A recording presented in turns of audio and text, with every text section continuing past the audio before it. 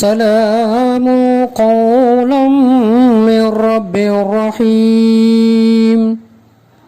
நிகரில்லா அன்புடையோன் இறைவனிடமிருந்து சாந்தி நிலவட்டும் என்று முகமன் கூறப்படும்.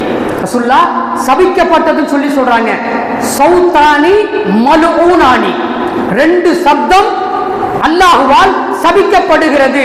சௌத்துன் மிஸ்மாரும் இந்த நிஅமத்தில், மகிழ்ச்சியா இருக்கும் பொழுது வெளிப்படுத்துகிற அந்த ஓசை, அந்த இசை, மகிழ்ச்சியின் போது வெளிப்படுத்துகிற அந்த ஓசை, அந்த இசை, அதுவும் அல்லாஹ்விடத்திலே சபிக்கப்படுகிறது. அதே போல துக்ககரமான ஒரு நிலை ஏற்படுகிற பொழுது அங்கே வெளிப்படுத்தப்படுகிற அந்த சப்தம், அந்த இசை, அதுவும் சபிக்கப்படுகிறது. நீ ஸ்டேட்டஸ் கொஞ்சம் பாருங்களேன். ஸ்டேட்டஸ் ரெண்டு பேர்த்துக்கும் பேசி வச்சுட்டீங்கல்ல, ரெண்டு பேர்த்துக்கும் பேசி வச்சு ஒப்பந்தம் எழுதி வச்சுட்டீங்க, 2 வருஷம் எழுதி வச்சுட்டீங்க. அன்பிற்கினியவர்களே, அவங்க வைக்கிற ஸ்டேட்டஸை பாருங்க, கொஞ்சம் அந்த பாடல்களை கொஞ்சம் கேளுங்க. நம்ம பாட தெரியாது இருக்கிறீங்க, அது காதல் நம்ம வாங்குறோம், அப்படியே கடந்து போயிட்டு இருக்கோம். அன்பிற்கினியவர்களே, இதெல்லாம் என்னன்னு மார்க்கம் சொல்றது? ரசூலுல்லாஹ் சொல்றாங்க, அது சபிக்கப்பட்டது என்று சொல்லி. யாரை சபிச்சுக்கிட்டு இருக்காங்கல்ல?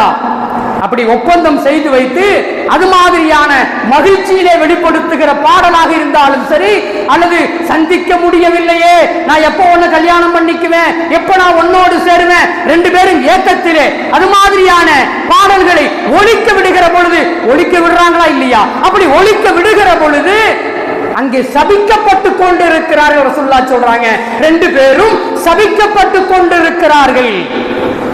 அந்த காரியத்துக்கு நம்ம துணை போகலாங்களா? பெற்றோர்களாகிய நாம் துணை போகலாமா? அப்படி நாம் ஒரு காரியத்தை செய்யலாமா?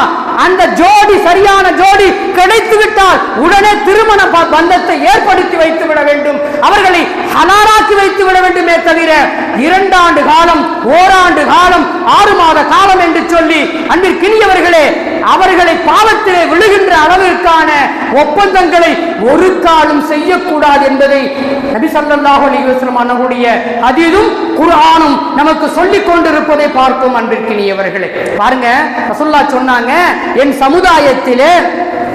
சமுதாயத்திலே ஒரு காலம் வரும், அப்பொழுது விபச்சாரத்தை அனுமதிக்கப்பட்டதாக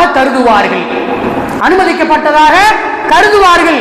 அன்றைக்கு ஆரம்பத்தில் சொன்ன மாதிரி கண்ணும் விபச்சாரம் செய்கிறது, காதும் விபச்சாரம் செய்கிறது, அந்த மூளையும் விபச்சாரம் செய்கிறது, உள்ளமும் விபச்சாரம் செய்கிறது, உறுப்புகள் எல்லாம் விபச்சாரம் செய்கிறது. 2 பேரும் படுக்கையை மட்டும்தான் பகிர்ந்துக்கல, பாக்கி எல்லா காரியங்களும் செய்யறாங்கல்ல.